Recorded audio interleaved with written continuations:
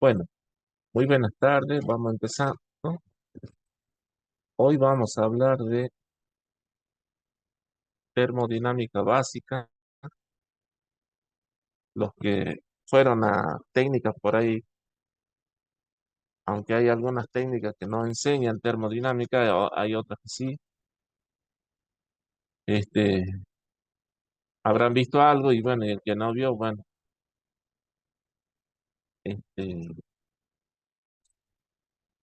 digamos que acá yo le doy la introducción y internet a lo mejor lo puede ayudar. Y si no, bueno, después me pueden consultar. De todas formas, lo que a mí me interesa que le quede de la termodinámica básica son los conceptos, los nombres, porque hay muchas cosas que algunas partes que son- que funcionan de determinada manera y esta, es por la termodinámica básica. O por qué se le puso tal cosa, tiene que ver con lo que vamos a ver hoy día. Bueno, lo primero que vamos a ver este, es la transmisión de calor, ¿sí? Digamos que eso sería lo primero. Creo que yo ya le hablé, y si no le hablé, bueno, ahora le estoy hablando. El calor se transmite de tres maneras diferentes: por conducción, convección y radiación. De esa manera se transfiere el calor. Conducción sería, por ejemplo, se da mayoritariamente en los metales. Eh, en los metales se da y eh, se da en los metales porque eh, los metales, los átomos están pegados uno a la par del otro, o sea, están aglomerados uno al lado del otro y lo único que pueden hacer esos átomos es vibrar. Por lo tanto, si yo caliento, por ejemplo, un extremo de una barra metálica y espero un momento, al rato me estará llegando el calor al otro extremo de la barra, ¿sí? Eso, por ejemplo, lo habrán sentido cuando preparan el café y ponen una cuchara metálica que no tiene mango de madera y sienten que al rato sienten que está caliente el mango de la cuchara. Eh, ¿Qué pasó? Fue el calor se transfirió porque están los átomos uno al lado del otro. En los metales es así. En el caso de los líquidos no es así, están un poco más separados y en el caso de los gases están eh, re separados. Eh, entonces, la conducción se da por contacto. Digamos que esa sería la palabra. Yo tocando, puedo sentir que el calor se transfirió.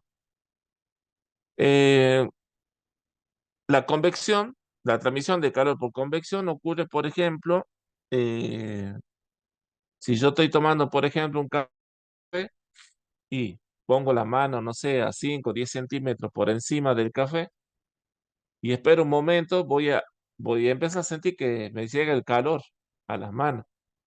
Y eso es porque el aire que está encima de la taza se empieza a calentar por los vapores que van saliendo de la taza, se calienta ese aire y ese aire al ser menos denso, se hace más liviano, empieza a ascender y el aire frío baja. Y esto va a estar pasando constantemente hasta que me llega el calor a la mano, ¿sí? Eso se llama convección natural, o sea, es por diferencia de densidad. Si yo le pongo, por ejemplo, un ventilador o algo mecánico para aumentar la velocidad de la transferencia de esta densidad, que se mueva más rápido el aire, eso sería convección forzada, ¿sí? Eh, y la otra sería por radiación, que es la energía solar, eso ocurre en todas direcciones, ¿sí?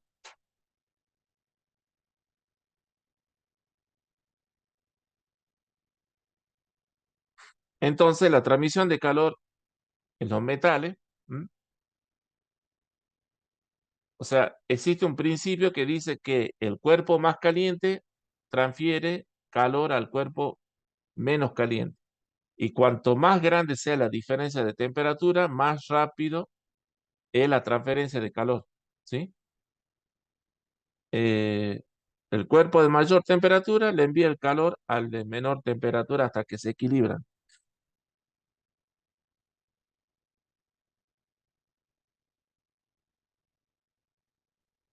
Bueno, acá hay un breve resumen de lo que es la conducción, convección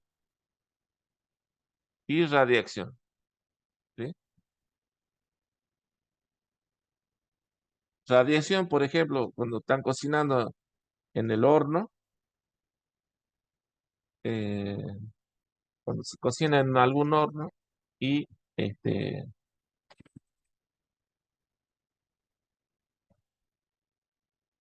cocino en el horno y yo me acerco al horno nomás y ya me empieza a transferir el calor. Eso sería por radiación. Eh, convección y conducción. Bien. Entonces,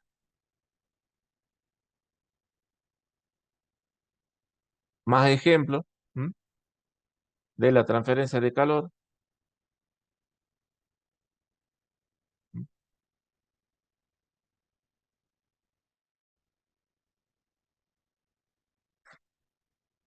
En este caso, ¿ve? Radiación son ondas, convección, caliente al más frío. ¿M? Conducción, la parte metálica. Si toco la parte metálica, me quemo. Otro tema importante que ustedes deberían saber se llama el estado de agregación o lo estado de la materia, ¿sí? Lo estado de la materia acá figura tres estados, pero ustedes me imagino que saben que no son tres los estados de la materia, sino que son cuatro. El cuarto estado de la materia es el plasma, y el plasma es los televisores de plasma. Ese es un ejemplo típico del cuarto estado de la materia. O sea, sabían haber tres, ahora son cuatro.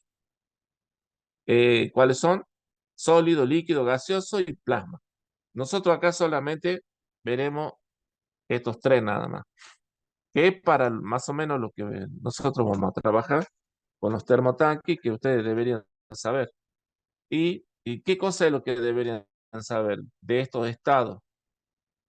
¿Cómo pasamos de líquido a sólido? ¿Cómo pasamos de líquido a gas? ¿De gas a sólido? ¿De gas a líquido? Esto es lo que deberíamos saber nosotros los procesos. Por ejemplo, ve si yo estoy en líquido y quiero pasar a sólido, lo congelo, el proceso se llama solidificación, ¿eh? Y si a un sólido quiero pasarlo a líquido, eh, el proceso se llama fusión y lo que yo hago es derretirlo. ¿Mm? De líquido a gas es, por ejemplo, cuando yo lo hago hervir en una pava, pongo agua, le empiezo a hacer, le prendo la llama, empieza a calentarse y en algún momento empieza a hervir, es el punto de ebullición, ¿sí? Y en ese momento el estado líquido empieza, todo lo que es líquido empieza a pasar a estado vapor. Es un pasaje de estado. Y si yo no, no controlo eso, que bueno, no sé a ustedes, pero a mí cuando era chico, mi mamá me mandaba a poner la pava o algún jarro con agua, yo me olvidaba y al rato iba a ver y ya no había nada de agua, ¿no? Ya se estaba queriendo fundir el jarro, bueno, todo de reto que me llevaba, ¿no? ¿Y qué pasó?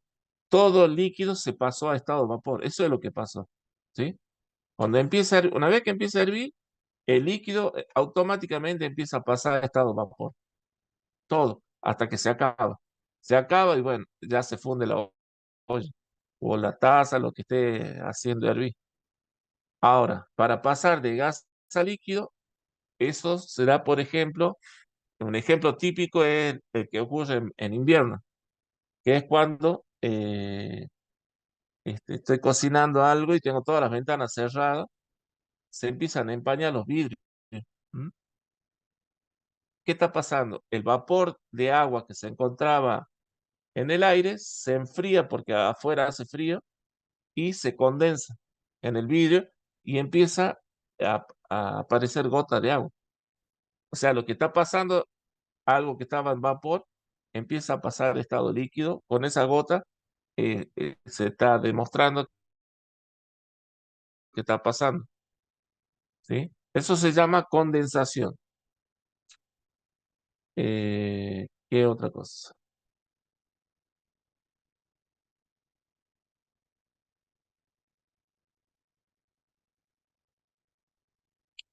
Condensación.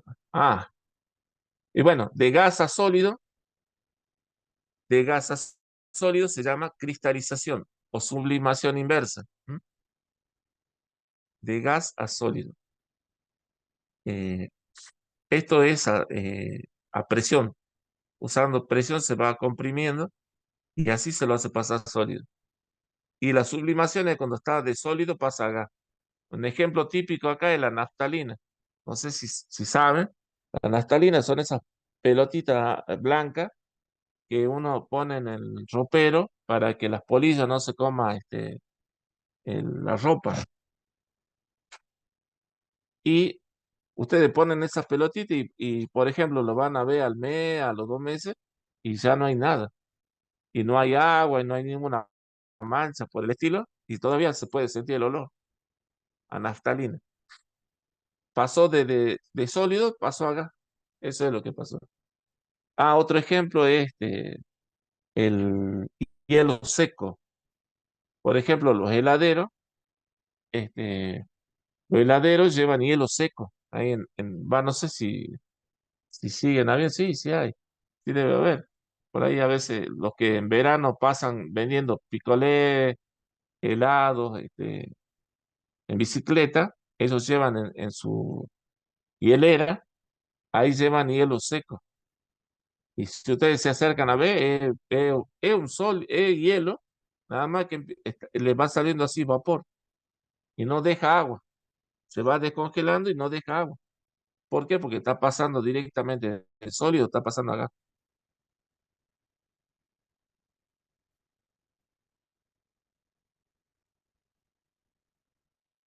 En estado sólido, ¿ve? Acá lo que le decía hace rato de conducción, ¿ve?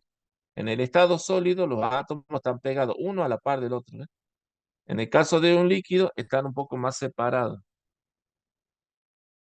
Y en el caso de los gases están recontra separados, ¿sí? En estado sólido lo único que pueden hacer los átomos esos es vibrar, ¿sí? Transmiten la corriente, transmiten el calor.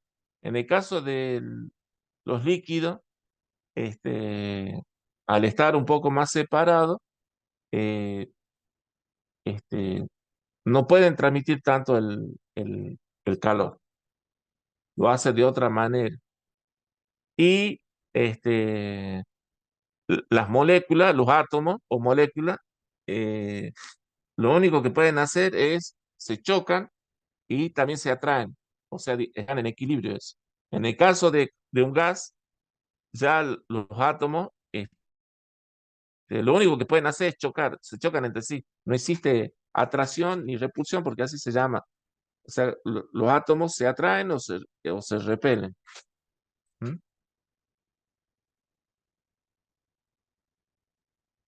Bueno, acá tenemos los estados de agregación eh, del estado sólido, líquido y gaseoso y con sus características.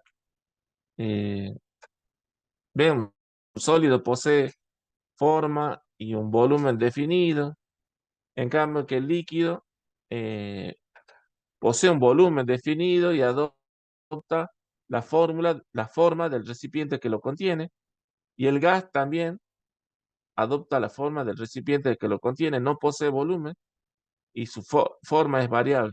¿Mm? Las partículas se encuentran separadas y con movimiento de traslación debido a que la fuerza de choque y de atracción, pues la fuerza en el caso de los gaseosos, es mayor la fuerza de choque. ¿Mm? Ah, de repulsión. La fuerza de repulsión es mayor que la fuerza de compresión. En el caso del líquido, las dos fuerzas son iguales y en el caso de En el caso de sólido, la fuerza de repulsión es menor que la fuerza de eh, repulsión, compresión. Repulsión, compresión. Sí. Un sólido es prácticamente incomprensible. La comprensibilidad en un líquido es nula, al igual que el gaseoso. Bueno, esto serían las características eh, de los estados de agregación. Ahora, se llaman variables de estado, son las magnitudes que se emplean para describir el estado de un sistema termodinámico. Nosotros, ¿y cuáles son, por ejemplo? Presión, temperatura, volumen y gas. O sea, la presión me va a definir en qué estado se encuentra un líquido, la temperatura, el volumen y la masa, ¿sí? O sea, me van a estar describiendo el estado de ese sistema. ¿M? Por eso se llaman variables de estado. Que la temperatura es un artificio que inventó el hombre, ¿m? Para saber el estado del tiempo. ¿M? Existen tres, o sea, acá los más usados sistemas de medición de temperatura son el Kelvin, Celsius y el Fahrenheit. O sea, simplemente para que sepan, ¿no? Kelvin, eh, con temperatura Kelvin trabajan más los de habla inglesa. El Fahrenheit, ellos son los franceses, trabajan más con Fahrenheit. Y nosotros, los de habla hispana, trabajamos con el Celsius. Si bien en el año 2000, ya han pasado 23 años, en el año 2000 se firmó un convenio donde se pusieron de acuerdo los países eh, eh, han definido un sistema internacional de mediciones y medidas. Y ahí quedó como eh, la temperatura, el sistema patrón con el que todo el mundo debe trabajar es el Celsius. Pero todavía los ingleses y los franceses siguen trabajando con su propia medida de medición. Eso es para evitar de que hagamos, si yo quisiera, por ejemplo, ¿no? Comprar, no sé, una caldera, por ejemplo, a Estados Unidos, y eso me va a decir, mira, la temperatura máxima que soporta es, no sé, 300 Kelvin. Y yo voy a decir, ¿qué 300 Kelvin? ¿Cuánto es en grados? Entonces tengo que hacer la conversión. Lo mismo me va a pasar con el Fahrenheit, ¿no? Pero bueno, en Internet hay muchos, en el caso que tengan que hacer alguna conversión, en Internet hay programas que solamente ustedes ponen convertir Kelvin a Celsius y ahí nomás ponen el valor y ya les da cuántos grados son. Lo mismo para el Fahrenheit. Simplemente esto es a modo que ustedes sepan que existen otros sistemas de medición de temperatura. La presión atmosférica es otra variable de estado.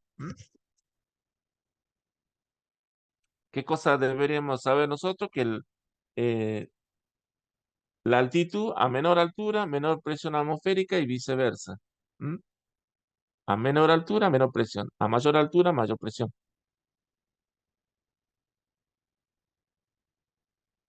¿Qué otra cosa más?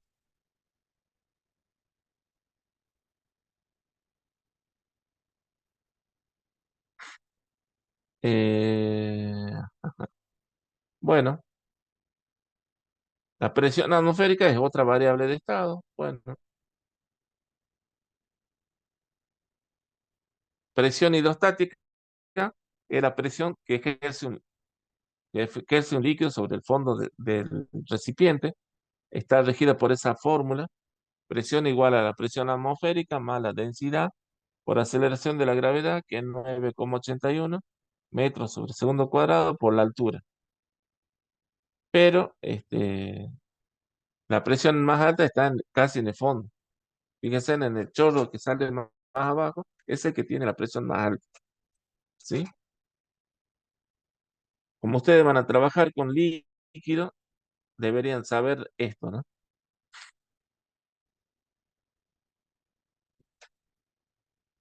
Y la unidad de medida de la presión es Pascal.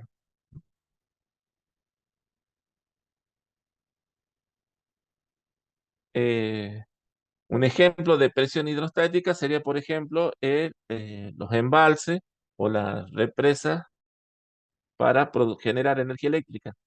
Eh, en Salta está la Cabra Corral, así se llama la represa, una represa hidroeléctrica se llama, y lo que hace es produce energía, o sea, a partir de la columna de agua que tiene en una pared de hormigón, eso, más o menos a la mitad de ese muro hay conductos donde yo abro con puerta y hago circular agua. Al circular agua, me mueve una turbina y esa turbina están en un mismo eje con un generador eléctrico y es el que produce energía eléctrica. Ese generador la hago circular lo paso a un transformador, elevo la tensión y lo mando por la línea hacia donde lo necesito. Yo tengo entendido que Cabra Corral es una central de reserva. ¿Qué quiere decir eso? Que cuando cortan la luz, por ejemplo, eh, en todo el norte argentino, eh, Salta se queda sin luz.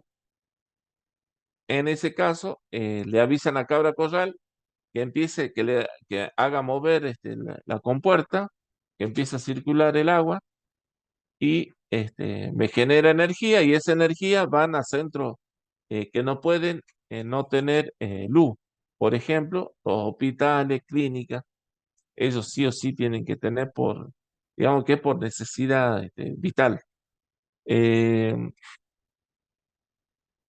por eso es que es de reserva y solamente se usa para esos casos nomás. Eh, ¿Qué otra cosa? Bueno, esta es la leyes termodinámicas. Digamos que esta ley, lo que está, lo que ustedes deberían saber es que a partir de esta ley se fabricaron la máquina a vapor, esta sería una máquina a vapor, el esquema ese que está ahí. La máquina a vapor se usó por primera vez para los telares. En Inglaterra, un inglés fue el que creó la máquina de vapor y ellos usaban para producir tela, en las telas. Y después se le fue dando aplicación en, en otro tipo de cosas, por ejemplo, en barcos, en trenes, las máquinas a vapor se utilizaban ahí. Eh, ¿Qué otra cosa más? Después tengo un ciclo frigorífico, que este es el principio de funcionamiento de la heladera, freezer y demás.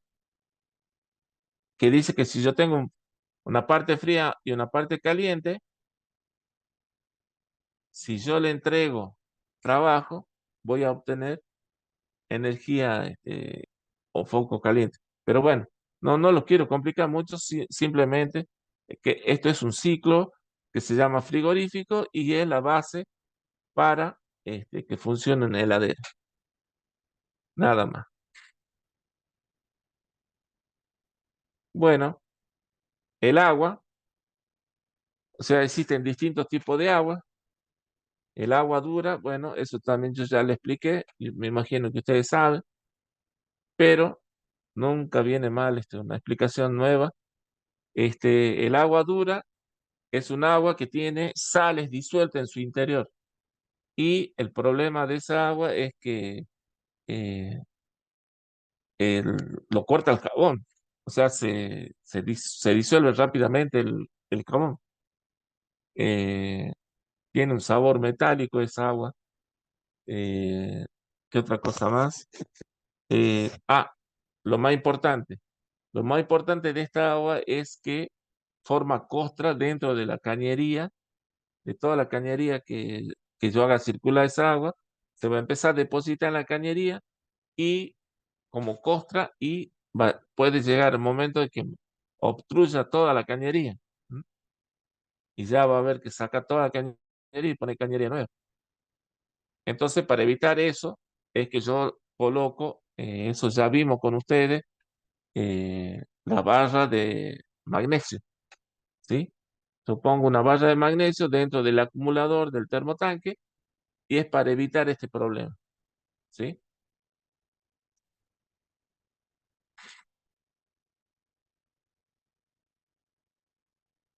Bueno, acá están los tipos de agua. Agua potable es un agua que tiene sales disueltas, o sea, tiene su característica que la da la ley esa, eh, tiene minerales, o sea, tiene una serie de cosas, no es que no tiene nada. Eso sería el agua destilada. El agua destilada es agua sin ningún mineral ni sustancia orgánica, no tiene nada. Es solamente agua destilada.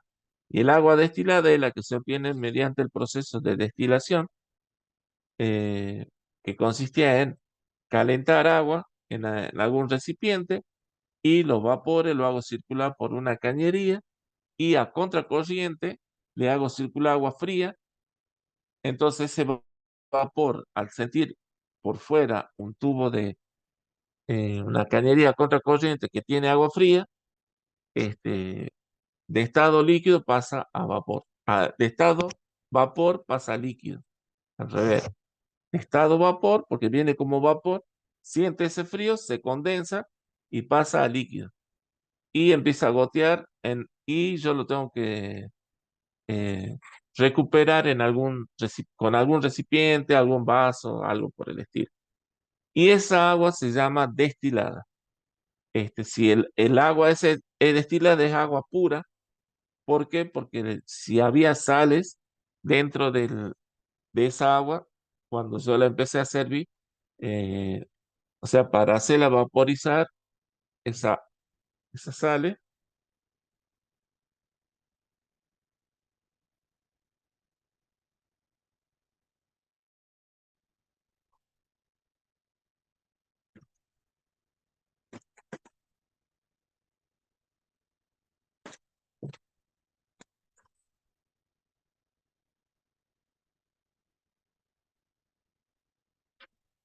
sí.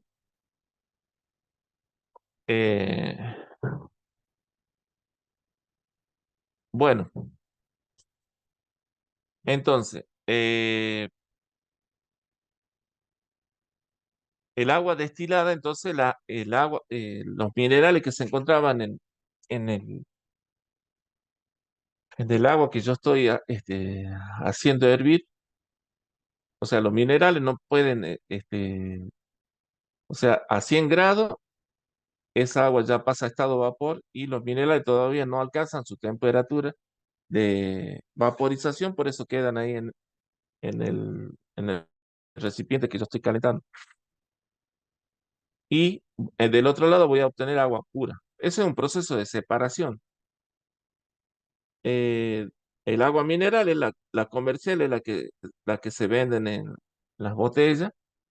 Y el agua dura, bueno, ya dijimos que es el agua que tiene los minerales, ¿no? Sales, que tiene sales. Y a un agua blanda es la que tiene, es sin minerales.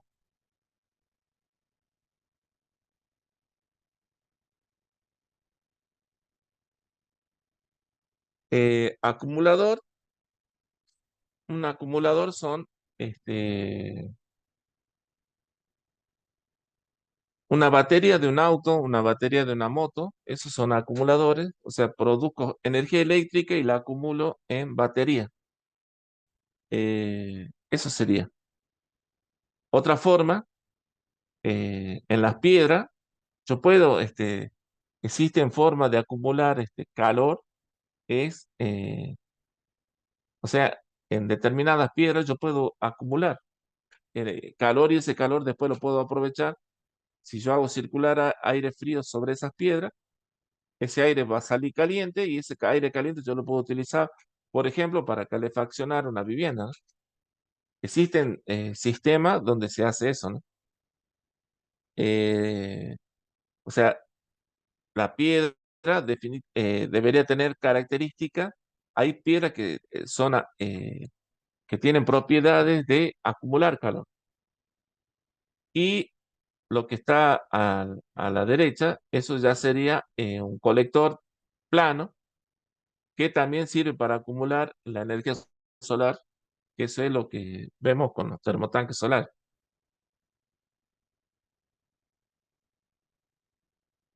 Bueno, esto ya sería un termotanque solar, que, que yo creo que ya algo hemos visto, y que consta de un captador, el acumulador de agua caliente, eh, y tengo agua fría, ¿sí? Aunque creo que esto está al revés, porque el agua fría debería entrar por arriba y por abajo saldría el agua caliente. Caliente.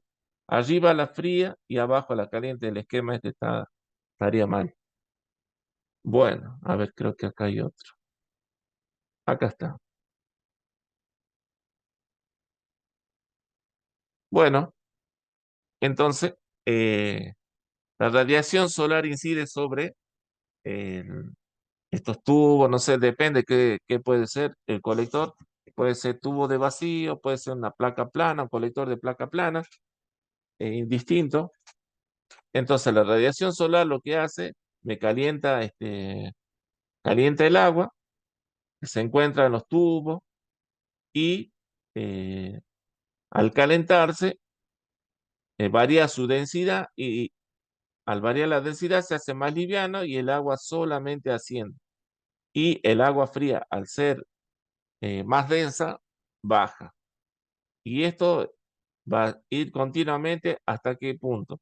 Hasta que el agua del tanque tenga una temperatura tal que empieza a salir por el tubo de venteo. ¿Mm? El tanque tiene su aislación térmica para mantener la temperatura que yo estoy obteniendo de acá del captador, ¿no?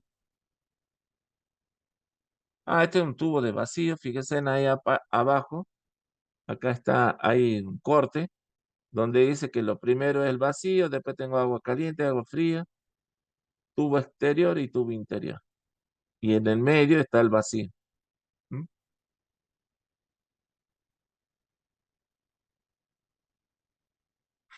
Esta es una variante del termotanque solar, tubo de vacío. Eh, Dentro de los tubos de vacío voy a tener, eh, tengo un conducto de cobre, ¿m? Un conducto de cobre y dentro del conducto de cobre voy a tener una sustancia eh, que se encuentra en estado líquido. ¿Y cómo funciona? Entonces, los rayos solares inciden, pasan los tubos, me calientan el caño de cobre y el líquido ese se vaporiza. Al vaporizarse, o sea, pasa de estado líquido a pasa a estado vapor.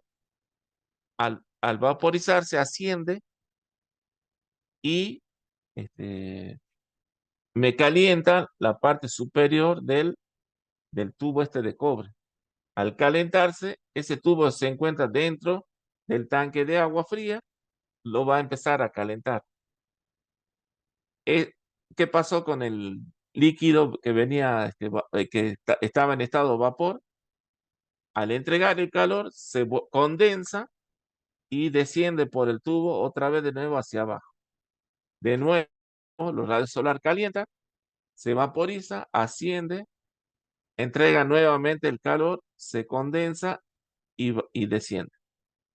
Digamos que ese es el sistema eh, con el que trabajaría el high pipe. Eh, el problema es, o sea, el problema serio que yo veo más encima en esta época que dicen que hay saqueo, es que el cobre es caro. Si se enteran la gente que hay cobre en este tipo de tanque y se van a subir al techo a sacar el cobre de los tubos, ¿no? Tiene mayor, el rendimiento de estos equipos son mayores que el de tubo de vacío. ¿Mm?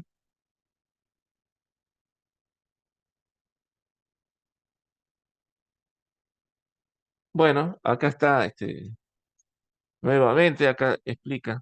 ¿Mm? Ahí está más detallado cómo funciona.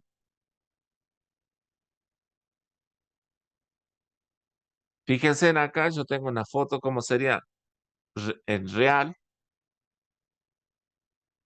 acá donde dice el agua no pasa por el tubo, transferencia de calor a pipeta de cobre, ahí está, así sería el high pipe, es esa punta de cobre está dentro del tanque, ¿m?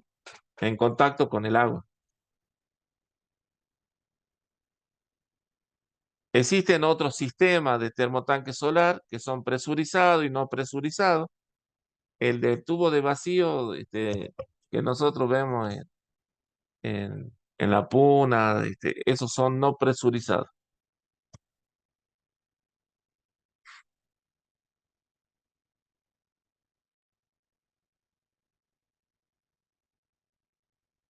Este es un termotanque eléctrico. eh, un termotanque eléctrico, bueno, trabaja con una resistencia. ¿M? La resistencia, tiene ánodo de magnesio, una sonda de temperatura con termostato, resistencia, tubería de salida de agua caliente, tubería de entrada de agua fría, tiene un cable. O sea, eh, estos termotanques eléctricos trabajan con un termostato, o sea, yo regulo la temperatura a la que yo quiero que empiece a trabajar la resistencia. Eh, yo lo regulo, por ejemplo, a 50 grados, entonces eh, el termostato me va a medir la temperatura que yo tengo en el tanque y si tiene a 40 grados, este, no funciona a 40 grados la resistencia, o sea, el termostato detecta que tiene menos de 50, entonces ordena que pase la corriente eléctrica por la resistencia, me calienta el agua, llega a la temperatura de 50 grados y corta. Digamos que ese sería el trabajo del termostato y la resistencia. Entonces yo regulo el termostato que, no sé, a 60 grados. Si el agua está a 50, entonces el termostato deja que circule corriente por la resistencia. Una vez que la temperatura del agua llegó a 60 grados, eh, corta el termostato y deja de circular corriente por la resistencia y dejo de gastar corriente. Cuando baja la temperatura, vuelve a funcionar de nuevo. Digamos que así trabajaría un termotanque eléctrico.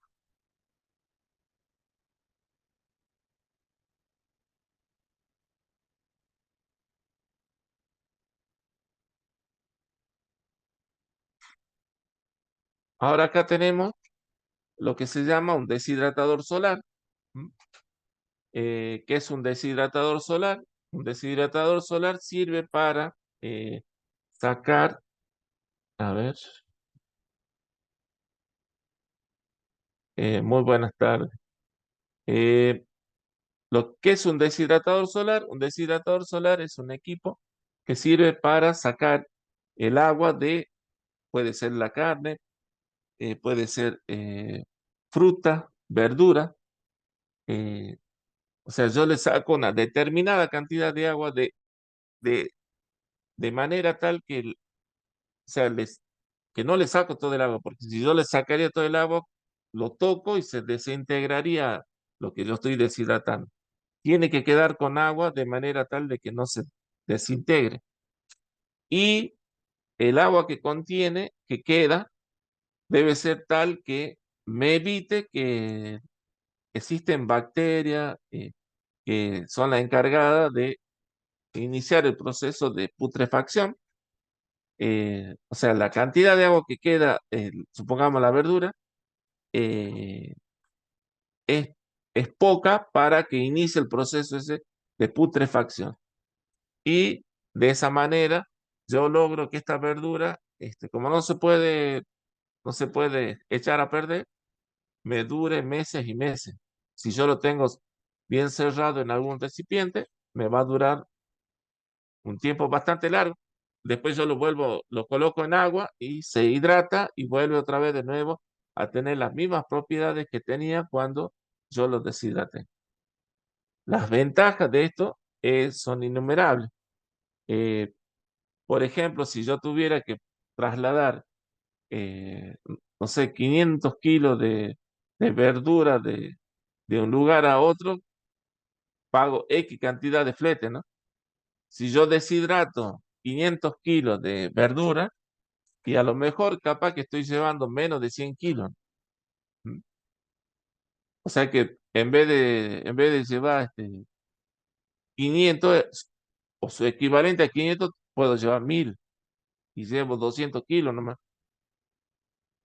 O sea, es muy importante el deshidratado, eh, más encima utilizando el recurso solar que en la Puna, en la zona norte, no solo en la Puna, en la zona norte de Argentina, el recurso solar por excelencia es el sol. Entonces deberíamos tratar de utilizar más ese recurso. Es un recurso. A ver, ¿cómo funciona este equipo que está acá? Este equipo que está acá es un deshidratador, eh, no es directo, sino eh, en dos etapas. En una etapa, en un colector caliento aire caliente y después ingresa a una cámara de secado, ese aire caliente, y ahí, al circular a través de la cámara, pasando a través de las verduras o de lo que sea que yo quiera deshidratar, se lleva el aire ese seco, se lleva el agua. ¿Mm? Voy a tener que tener controlado acá la temperatura de la cámara de secado para evitar la aparición de hongos. Eh, Otra cosa que tengo que tener en cuenta es, digamos que no es que pongo la fruta entera, ¿no? Sino que lo voy a tener que trocear a la fruta de determinada manera y depende la fruta, los rayos solares tienden a poner negro, que no quiere decir que esté echado a perder, sino que, o sea, no sería bueno, por ejemplo, si yo deshidrato banana, eh, imagínense si la corto en trozos, la deshidrato y después voy a venderlo y son trozos de banana negra y uno va a pensar que está echado a perder. Entonces, hay que hacerle un pretratamiento. Antes de ponerlo en la cámara de secado, se le hace un pretratamiento y lo que yo voy a hacer es, eh, se le agrega, por ejemplo, o sea, depende de la verdura o la fruta que yo utilice, por ejemplo, se le puede poner agua con limón. El limón evita que lo que yo estoy cortando cambie el aspecto. ¿Mm? Eh, ¿Qué otra cosa? Eh, entonces, ¿cómo funciona esto? Este es un colector que está en la parte inclinada, esto es un colector. ¿Mm? Y los rayos solares me calientan el aire que ingresa por abajo y ese aire caliente lo hago ingresar a la cámara de secado y bueno, y me elimina el agua, humedad va a salir. ¿Mm? ¿Qué otra cosa?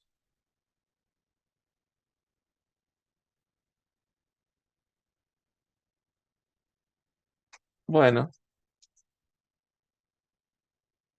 mediante este equipo, bueno, acá me está indicando las temperaturas que yo voy a tener en distintas partes del equipo.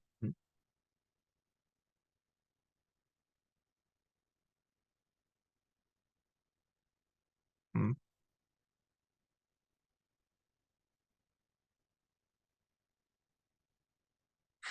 Estas son las temperaturas que yo voy a ir adquiriendo, se pueden ir midiendo en determinados lugares. ¿Mm? A ver qué temperatura tengo.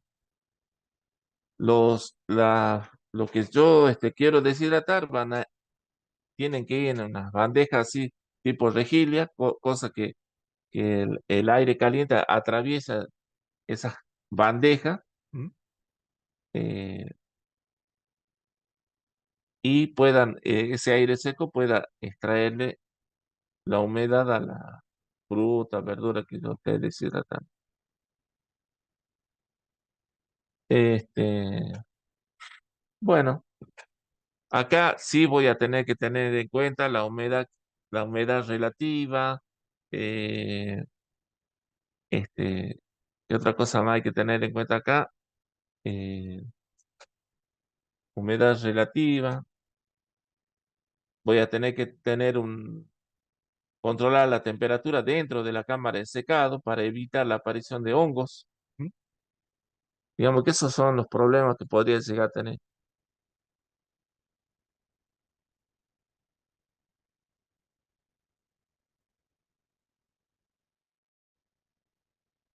Ah, deshidratador, inverso, indirecto. Indirecto se llama esto que hemos estado viendo. Y el directo sería, por ejemplo, este que está acá abajo. Es una caja y directamente ingreso, pongo acá dentro de esa caja, pongo lo que yo quiero deshidratar. Este que está acá arriba también es lo mismo, este es el directo. ¿Mm? No es que voy a poner la fruta entera, ¿no? Generalmente se cruza así en trozos. Al cortarle trozo, lo que yo te decía, estoy aumentando la superficie por donde va a pasar ese aire seco de manera tal de poder extraerle la humedad a la fruta. ¿Mm? Eh,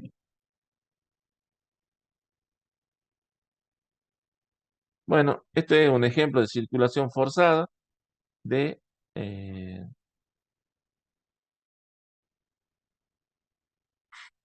yo tengo acá un colector con agua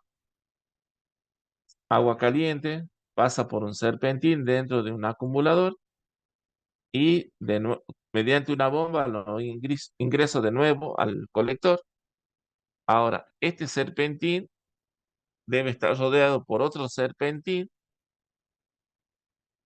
que es el que me va a calentar el agua y va a salir el agua caliente a donde yo lo tengo que llevar. Uso una acumuladora.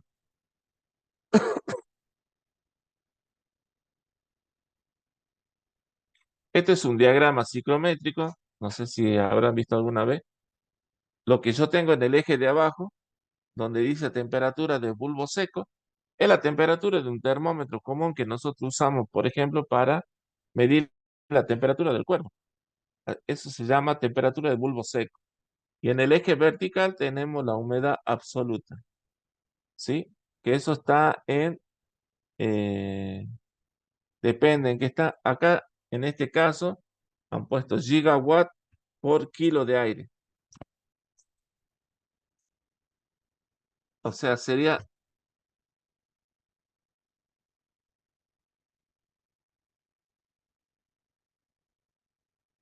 gigawatt, no es gigawatt. Eso debe ser gramos, gramos de agua por kilo de aire. ¿Mm? Eso debe ser. Eh, ¿Y de qué me sirve el diagrama ciclométrico? El diagrama me va a permitir analizar las variables de estado que veíamos hace rato, porque este diagrama tiene variables de estado, entonces me va a permitir, eh, digamos que analizar, diseñar, o sea, jugando con estas variables, o sea, ¿qué puedo hacer para bajar la temperatura o qué puedo hacer para aumentar la presión? No sé, depende, los análisis que yo quiera hacer.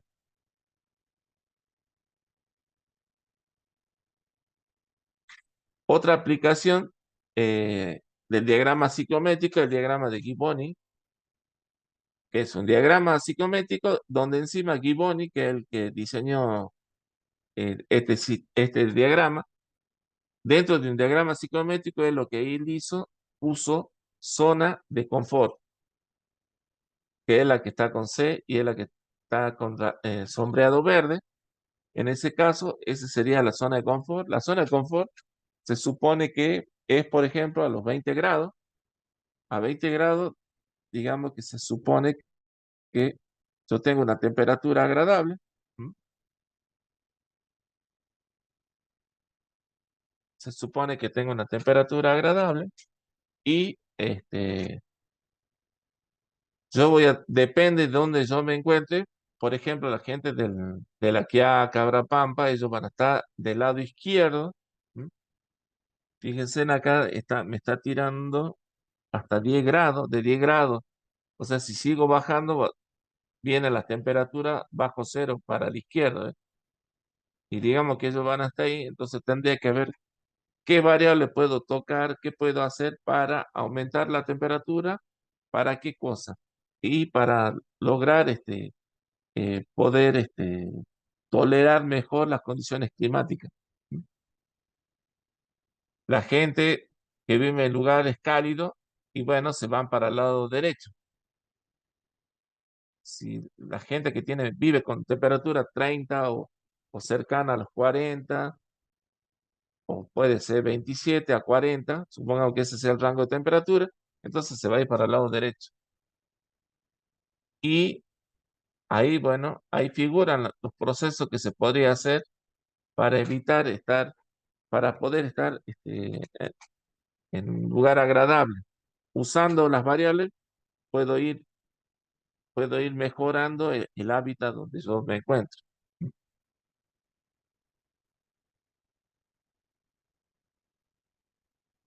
Bueno, acá está la transferencia de calor. Esto sería una casa, podría ser tranquilamente. El suelo, tengo un radiador que me va a irradiar por toda la pieza. Por convección también se transfiere el calor, ¿sí? Y llega a todas partes. En las paredes también yo voy a tener convección y conducción.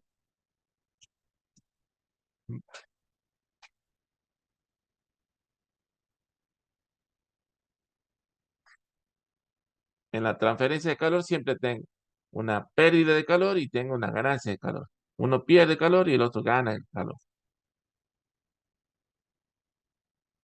Ahora, los mecanismos de transferencia de calor están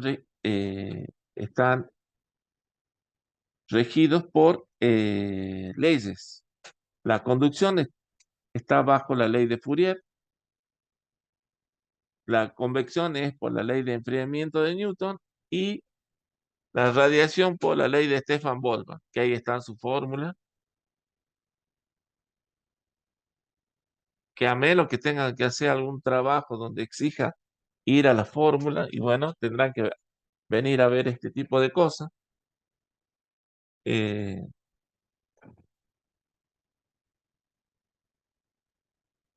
donde Q es el calor, T el tiempo en hora, la T minúscula y la T mayúscula esos sí son temperaturas, exterior e interior.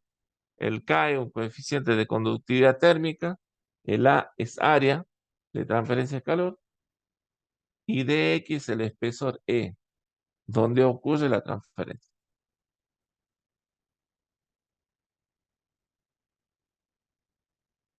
El valor de K, eh, acá para los distintos materiales va variando. Eso sí necesitaría para hacer los cálculos.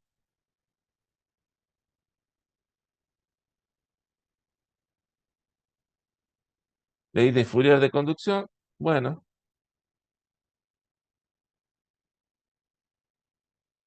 bueno, es una tabla comparativa. Ya le dije temperatura caliente, temperatura fría.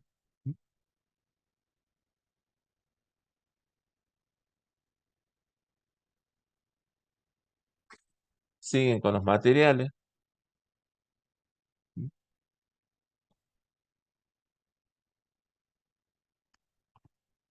La tabla de coeficientes, acá esto sería una.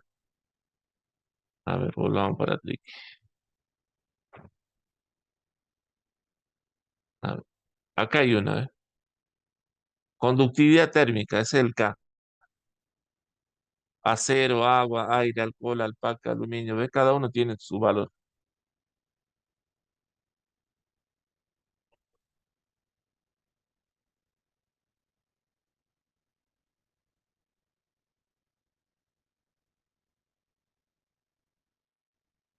Eh, Esta es una tabla ya de comparación. Estos son otros materiales.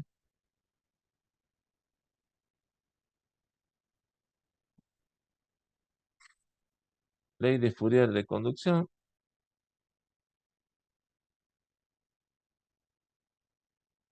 Ahí está, más valores. Otra tabla.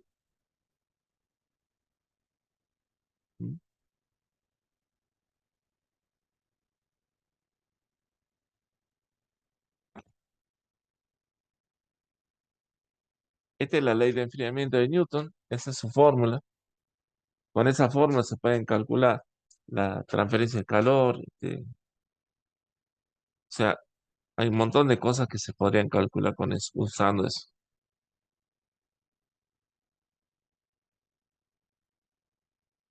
Esto es para radiación.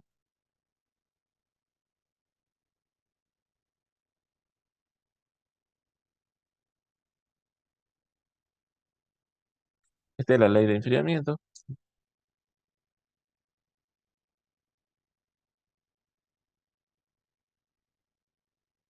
de Q de-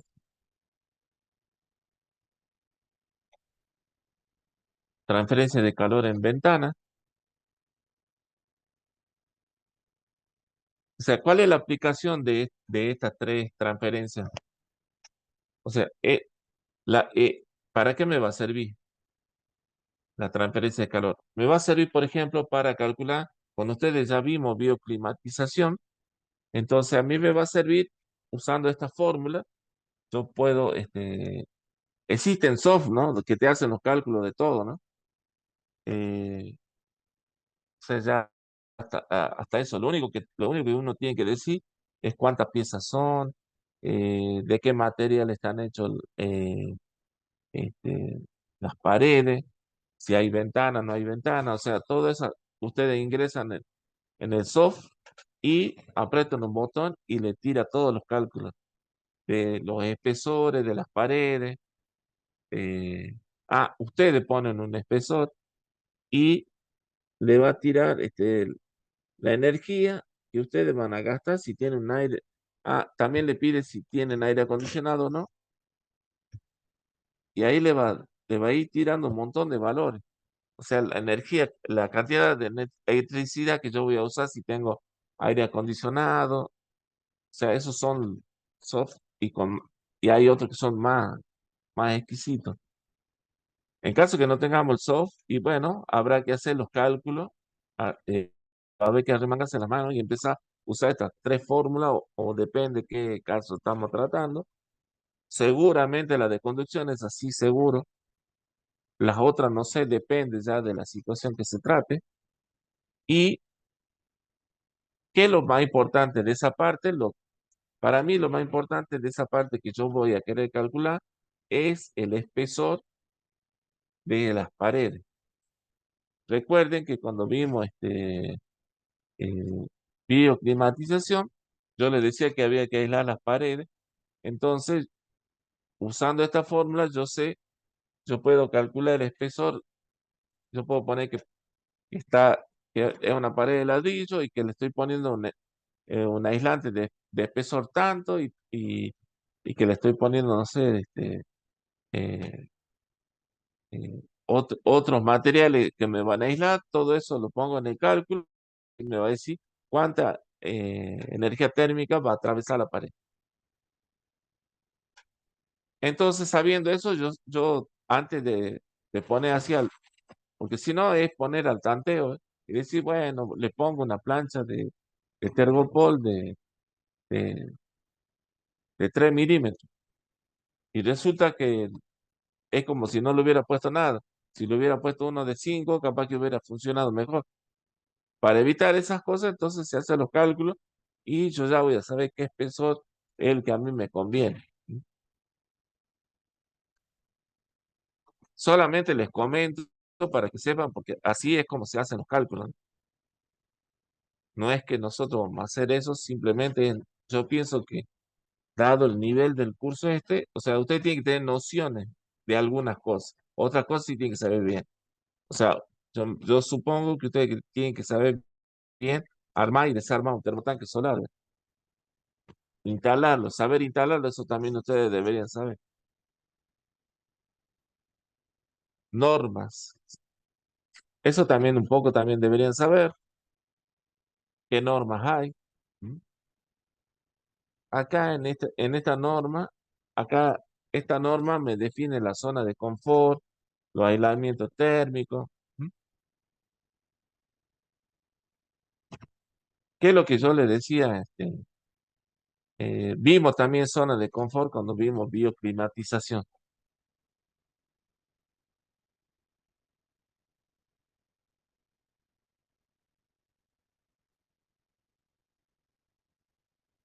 Estos son los equipos que podría usar yo para acondicionar el ambiente. Pero, como yo digo, obviamente es mi opinión y me puedo equivocar. Yo pienso que lo primero que deberíamos hacer para, antes de instalar este tipo de cosas, eh, sería pensar en aislar. Es lo primero que yo haría antes. Sí, lamentablemente no tengo preparado nada para mostrar cálculo. Me preguntan acá si tengo ejemplo. No tengo nada para mostrar. Para la próxima podríamos preparar algo. Este, lamentablemente no preparé nada de cálculo para hacer eso, para mostrarle cómo se hace. Para la próxima vamos a tratar. Eh, entonces, antes de pensar en instalar un aire acondicionado, yo lo que pensaría es en buscar aislar las paredes o el tema de las ventanas, ¿m? Eh, poner doble ventana hermética. ¿M?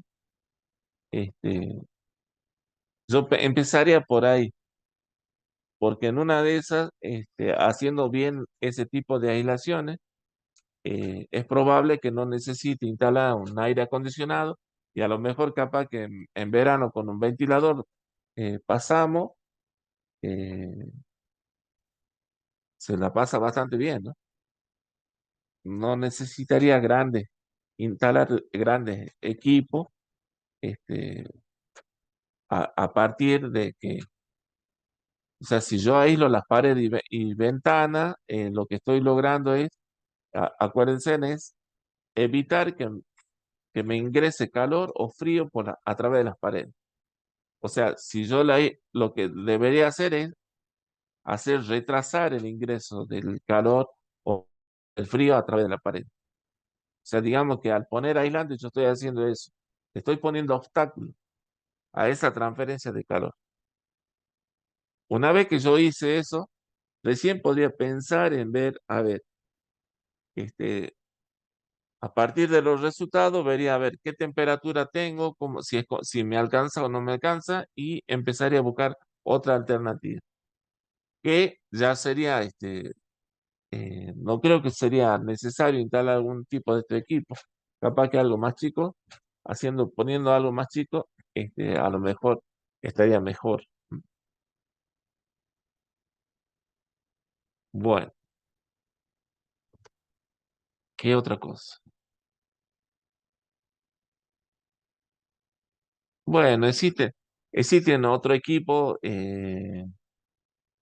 ¿cómo era que se llamaba? Ah, bueno, vimos también ventilación, cuando vimos la parte de bioclimatización, vimos también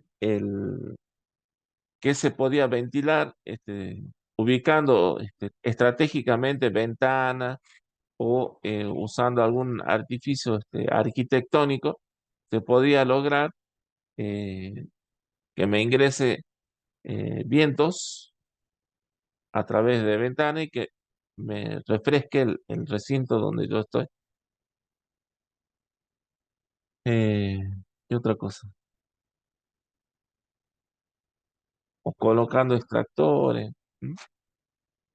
De manera tal de obligar a que circule aire dentro de la vivienda. ¿Qué otra cosa? Bien, pues el ventilador, pues todo eso son extractores. ¿M? Digamos que todo esto es, digamos que sería anexo, ¿eh? Todo esto busca qué cosa? Hacer más agradable la estadía dentro de las viviendas o edificios, ¿no? Bueno, este diagrama ya lo vimos.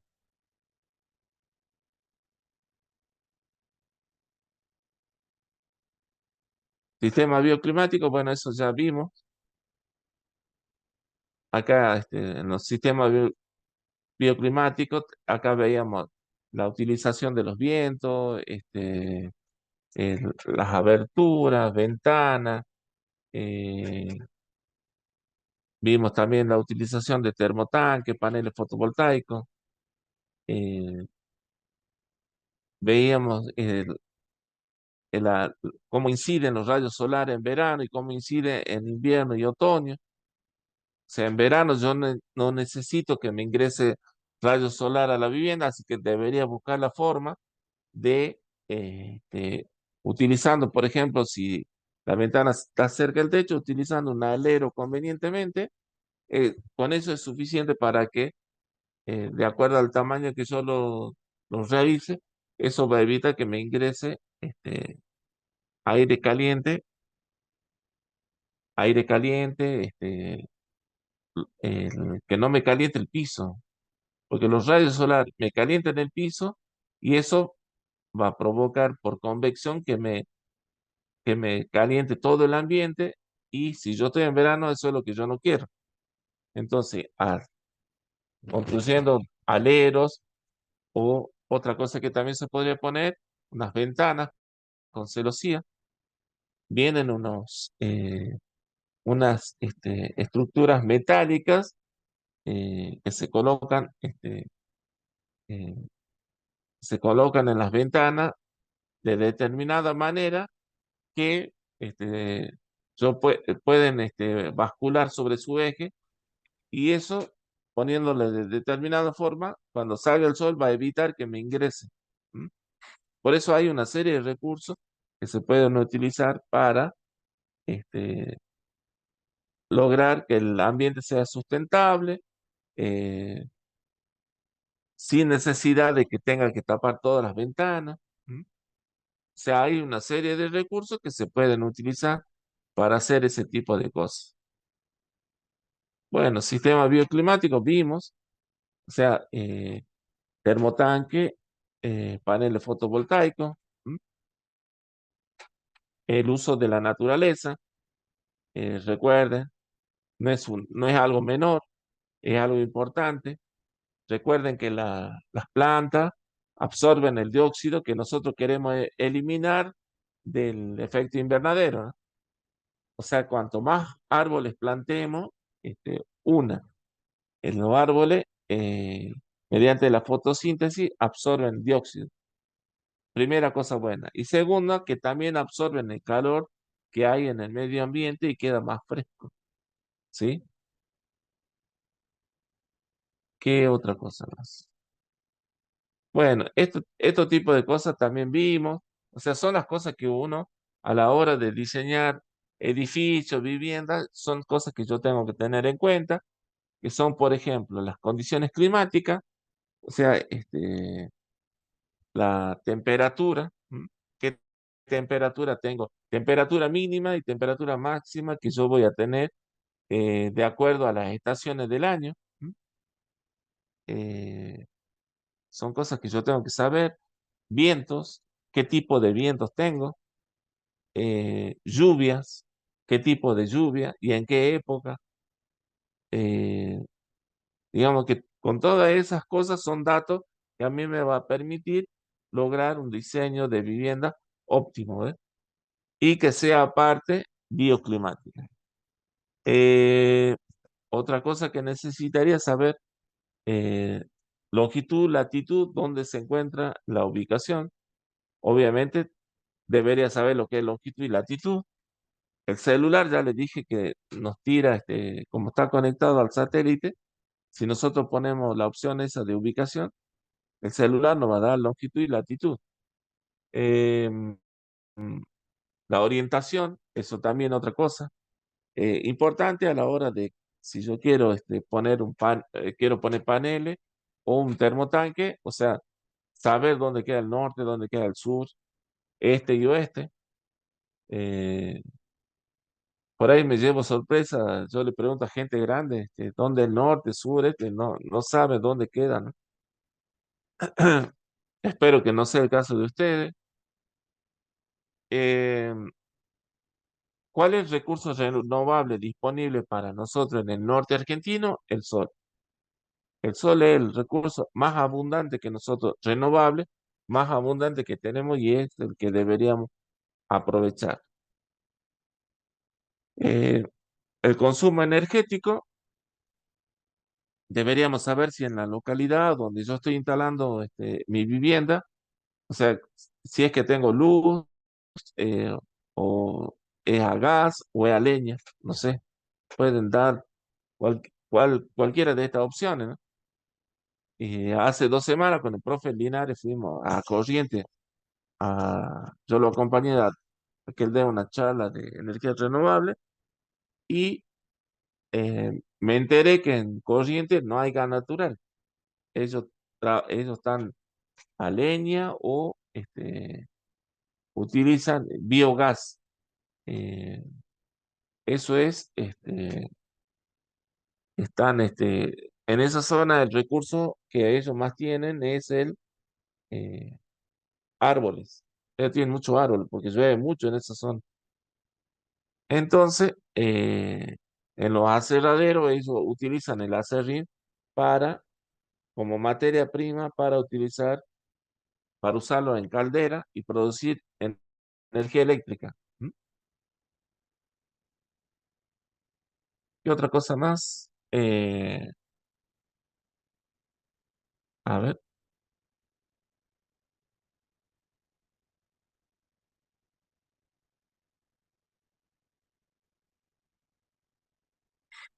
claro, el agua. Acá hay una consulta que dice que el agua es salada. Esa, a mí me gustaría, yo siempre, por ejemplo, ¿ves? Yo estuve, eh, hubo una época en que enseñaba en La Quiaca y yo veía en los cursos de los ríos, siempre veía algo blanco. Y eso es presencia de sales, que a mí no, o sea, o sea, no me causa preocupación, pero le preguntaba a la gente, o sea, tuve contacto con internet y demás, y le preguntaba yo qué tipo de sales eran, y, eh, y no me sabían decir qué tipo de sal era, porque es importante saber. O sea, yo al ver la sal que había en esos cursos, ya me estaba diciendo que era muy probable de que tuvieran agua dura, ¿no? Eh, este, no sé dónde queda esa mina, la situación, pero si es en el norte, o sea, acá el recurso renovable que más se puede aprovechar es la energía solar. Eh, esa agua salada, yo me imagino que ellos ya deben saber qué tipo de sales tiene el agua. Hay que tener cuidado con el tema del agua. En la zona, por ejemplo, de Salta, en el Chaco salteño, eh, ellos tienen el agua, tienen sales, pero sales de arsénico. El arsénico se utiliza para hacer veneno para ratas, o sea que es veneno. Y la gente, en esa zona ahí hay wichi, hay indígenas, wichi, no me acuerdo qué otra etnia también hay ahí. Bueno, lamentablemente esa gente consume, porque sí o sí tiene que consumir, si no se muere. pero están todos enfermos. Y el que no se enferma se muere. Sale cáncer, los animales también se mueren. Eh, por eso yo cuando escucho de agua salada, habría que ver qué tipo de agua es y si es agua dura, bueno, me imagino que estarán haciendo tratamiento, porque si no, se incrusta en todo lo que es cañería.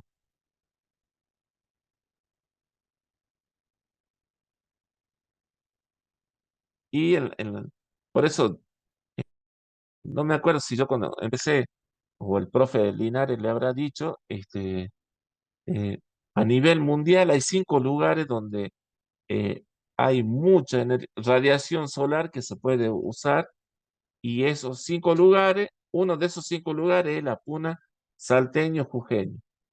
Ese es uno de esos 5 lugares donde deberíamos estar de aprovechar la energía solar con un montón de cosas, ¿no?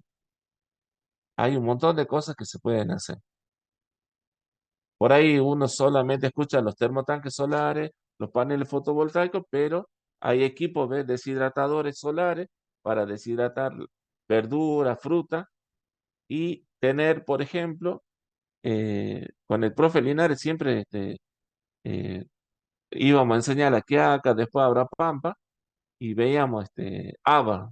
Y él es fanático del haba, yo también, y él quería deshidratar haba, porque la haba es solamente en determinada época del año, después del resto del año tiene que esperar. Si deshidratamos el haba, podemos tener haba todo el año. ¿Mm? O sea, y eso es con el sol. También existen equipos de destilación solar para purificar agua. O sea, si esa agua, ustedes tienen agua salada con equipos solares, o sea, es una destilación, o sea, parto de agua salada, con la energía solar caliento esa agua y la hago que pase de estado líquido a vapor, después lo condenso y lo recojo en algún recipiente. Y eso hace agua pura.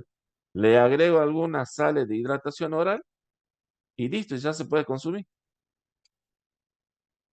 Eh, Está también las cocinas solares. Eso siempre me olvido. Cocinas solares y hay hornos solares.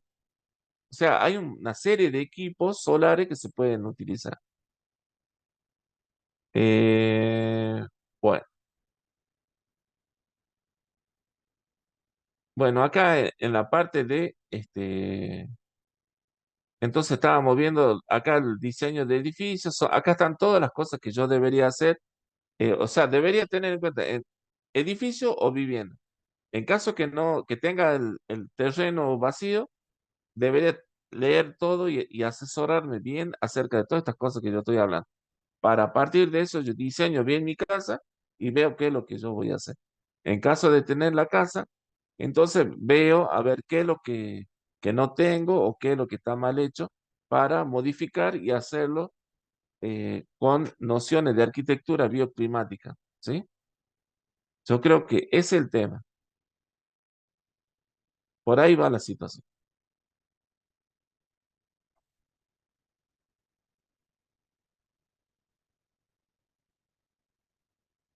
Bueno, esto también ya lo habíamos visto, ¿ves? Los arquitectos son increíbles cómo cambian la forma de los techos, o sea, buscando qué cosas buscan ellos, que sean iluminados, que se puedan ventilar, eh, digamos que esa es la premisa de ellos. ¿Mm?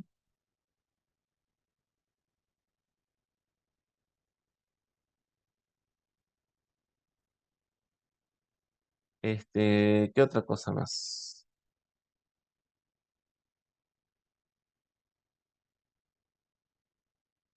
Bueno, entonces, el objetivo es diseñar edificios, viviendas, ¿para qué? Para tener un confort térmico. ¿Mm? ¿Cómo se lograría eso? Mediante equipos climatizadores. Esto ya sería por eso. Para mí, obviamente me puedo equivocar, pero yo pienso que lo primero, antes de pensar en algún equipo, lo primero que yo tendría que pensar es en aislar la casa. Buscar, empezar por las paredes, fijarme a ver qué paredes puedo aislar, las ventanas, empezar a poner ventanas, eh, doble ventana hermética. Eh, una vez que hice eso, empezaría, bueno, paso al otro paso, a ver equipo. O sea, eso ya va a estar en función de la temperatura que me ingrese a la casa. O sea, me muero de frío, me muero de calor, entonces, bueno, entonces veamos a ver qué equipo puede ser. ¿Mm? En la eficiencia energética, yo tengo que bajar el consumo, ¿sí? Puedo utilizar, ¿ve? Aire acondicionado, climatizadores, evaporativos, creo que eso también le hablé, que son como, son como ventiladores nada más que tienen un depósito de agua y el depósito de agua, o sea, yo hago circular aire caliente y ese aire caliente absorbe la humedad del agua, de esa agua que tengo en ese depósito, y el agua tiene la característica de absorber muchas cantidades de calor y pasar de estado. O sea, hace eso. Cuando al agua yo lo hago pasar de líquido a vapor, absorbe mucho calor para hacer eso. Y eso es lo que supongamos en verano, si yo tengo mi casa que hace mucho calor, entonces con ese climatizador evaporativo, lo que yo voy a hacer, lo prendo al equipo. ¿Y qué hace el equipo? Hace circular aire caliente a través de ese depósito y el agua líquida pasa a estado vapor, pero absorbió grandes cantidades de calor y me refresca el recinto donde yo estoy. Eso es lo que va a ir haciendo. Hay veces que depende, si yo he logrado aislar usando eso, que tiene poco consumo de energía, me va a salir más barato que poner un aire acondicionado. ¿Mm? Bueno, yo creo que hasta acá vamos llegando. A ver, no sé si le quedó alguna duda, eh, o si no se le ocurre en la semana, la anotan y después vemos la semana que viene. O sea, si estoy yo o si está el profe Linares, le pueden preguntar también a él. Eh, no sé si le quedó algo de lo que vimos.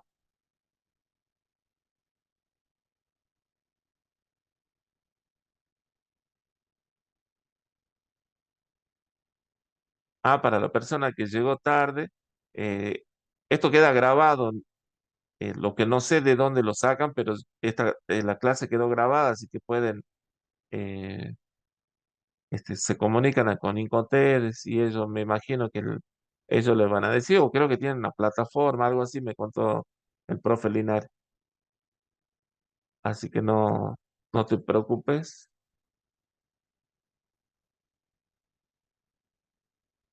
Bueno, no hay preguntas. ¿Quedó todo claro?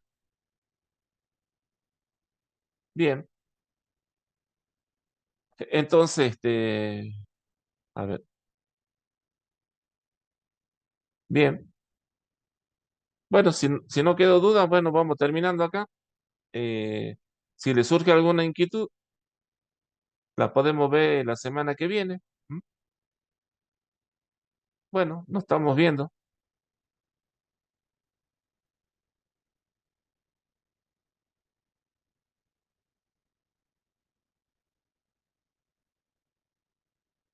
Trabajo práctico no hay. Lo que sí hay, eh, ¿cómo es que se llamaba? Va a haber una clase práctica donde van a armar un termotanque solar. Ahora no me acuerdo yo la fecha que van a hacer eso. Eh, eh, Podrían consultar con Incoteles o ya le voy a preguntar yo al profe Linares.